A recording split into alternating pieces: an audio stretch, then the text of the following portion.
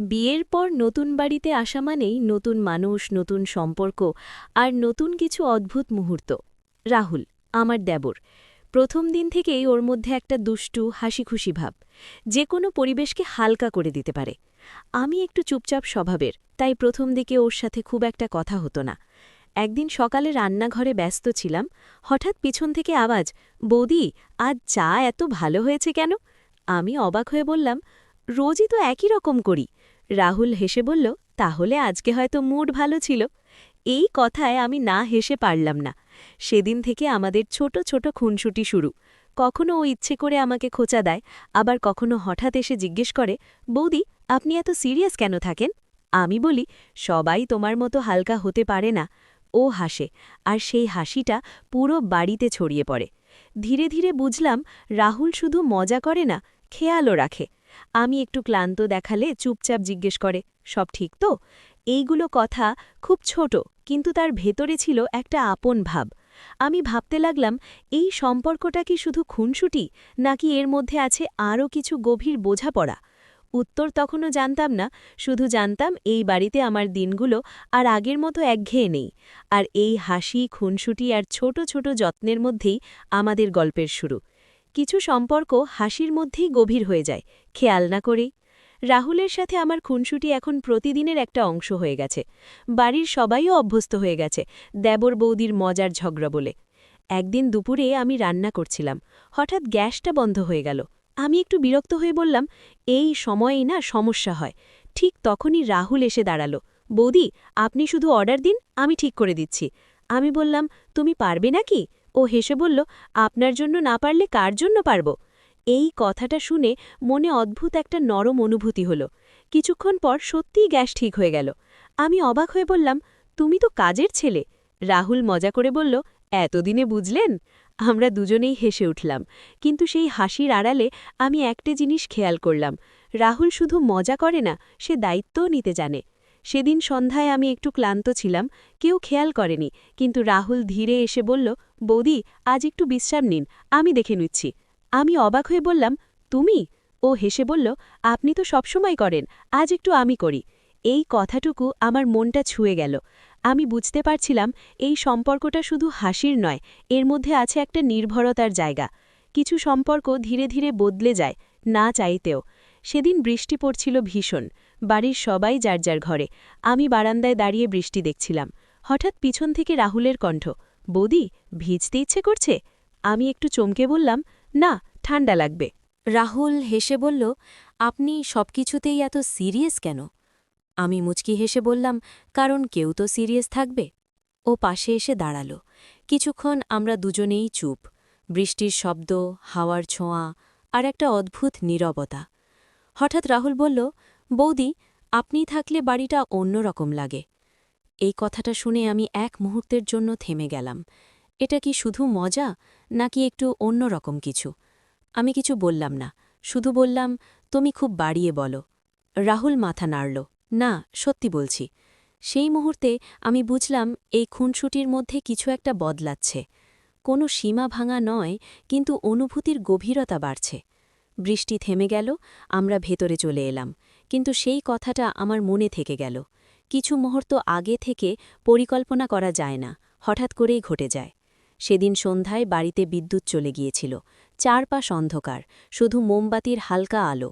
আমি রান্নাঘর থেকে বেরোচ্ছিলাম, হঠাৎ পা পিছলে গেল।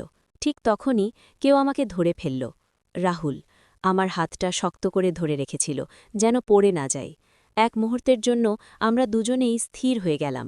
আমার হৃৎস্পন্দন দ্রুত হয়ে উঠেছিল। ওর হাতের সেই দৃঢ়তা আমাকে অদ্ভুতভাবে নিরাপদ লাগাচ্ছিল। রাহুল ধীরে বলল, সাবধানে। আমি কিছু বলতে পারলাম না, শুধু মাথা নাড়লাম। মোমবাতির আলোয় আমরা খুব কাছাকাছি দাঁড়িয়েছিলাম, কোনো বাড়াবাড়ি নয়, কিন্তু মুহূর্তটা আলাদা। আমি নিজেকে সামলে ধীরে সরে এলাম, বললাম, আমি ঠিক আছি। রাহুলও একটু দূরে সরে গেল, কিন্তু যাওয়ার আগে একবার তাকিয়ে বলল, নিজের খেয়াল রাখবেন বৌদি। সেই সাধারণ কথাটার ভেতরেও আজ অন্যরকম অনুভূতি ছিল। সেদিন বুঝলাম, কিছু স্পর্শ শুধু শারীরিক নয়, মনের ভেতরেও দাগ ফেলে, আর সেই দাগটাই আমাকে ভাবিয়ে তুলছিল। কিছু মুহূর্ত শেষ হয়ে গেলেও তার প্রভাবটা থেকে যায়। সেদিনের পর আমি আর রাহুল দুজনেই যেন একটু বদলে গেলাম। আগের মতো খুনসুটি নেই, হাসি কমে গেছে, কথা হয় কিন্তু মেপে। আমি বুঝতে পারছিলাম ওই এক মুহূর্ত আমাদের স্বাভাবিকতাকে কিছুটা থামিয়ে দিয়েছে। একদিন দুপুরে আমি ডাইনিং টেবিলে বসেছিলাম, রাহুল পাশ দিয়ে যাচ্ছিল। হঠাৎ থেমে বলল, আপনি ঠিক আছেন তো? এই প্রশ্নটা আগেও অনেকবার শুনেছি, কিন্তু আজ আলাদা লাগছিল। আমি একটু হেসে বললাম, হ্যাঁ ঠিক আছি। কিন্তু আমরা দুজনেই জানতাম সবকিছু আগের মতো নেই। সন্ধ্যায় বারান্দায় দাঁড়িয়ে আমি নিজের মনকে বোঝাচ্ছিলাম, এই অনুভূতিগুলোকে সঠিক জায়গায় রাখতে হবে। ঠিক তখনই রাহুল এসে দাঁড়াল, কিন্তু আগের মতো কাছে নয়, একটু দূরে।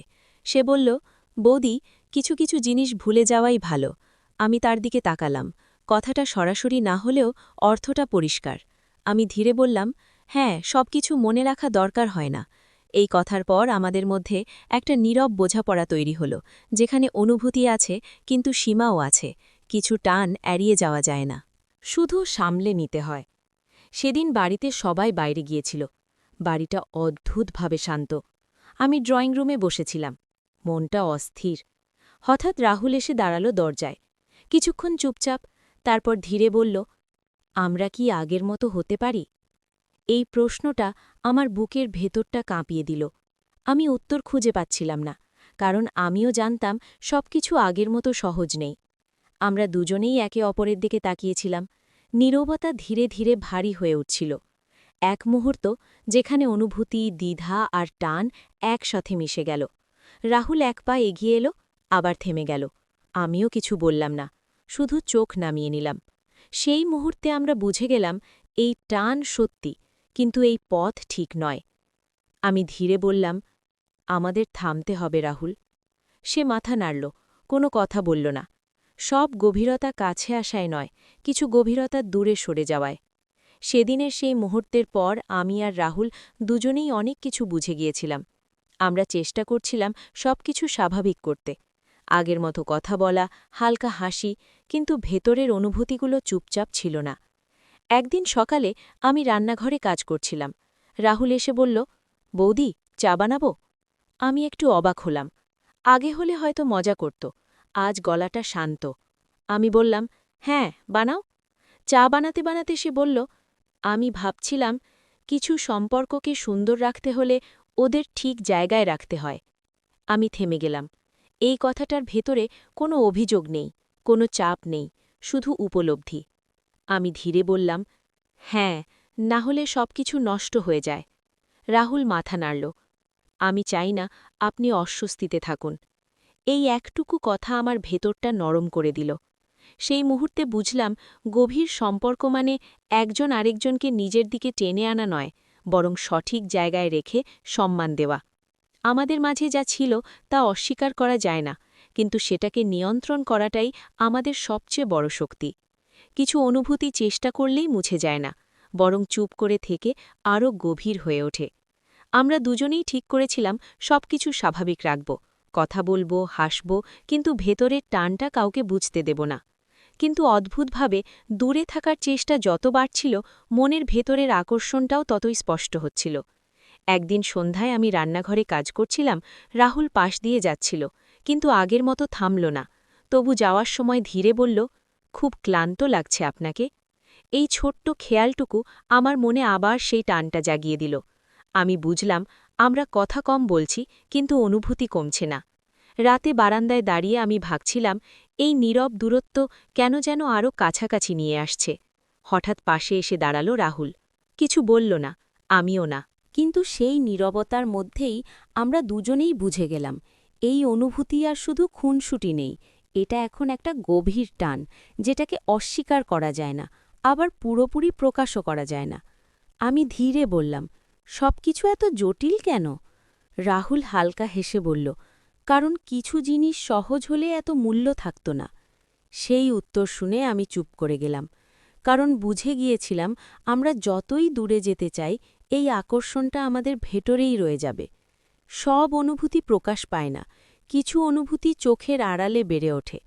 আমরা দুজনেই এখন খুব সাবধান, কথা বলি কিন্তু প্রয়োজন ছাড়া নয়, হাসি কিন্তু আগের মতো খোলামেলা নয়। তবু এই দূরত্বের আড়ালেই একটা অদৃশ্য টান ধীরে ধীরে বেড়ে উঠছিল। একদিন দুপুরে বাড়ির সবাই ঘুমোচ্ছিল। আমি রান্নাঘরে চুপচাপ কাজ করছিলাম। হঠাৎ রাহুল এসে দাঁড়ালো দরজায়। চোখে চোখ পড়তেই দুজনেই এক মুহূর্ত থেমে গেলাম। সে ধীরে বলল, কিছু লাগবে? এই সাধারণ প্রশ্নের ভেতরে আজ অন্যরকম একটা অনুভূতি ছিল। আমি বললাম, না, সব ঠিক আছে।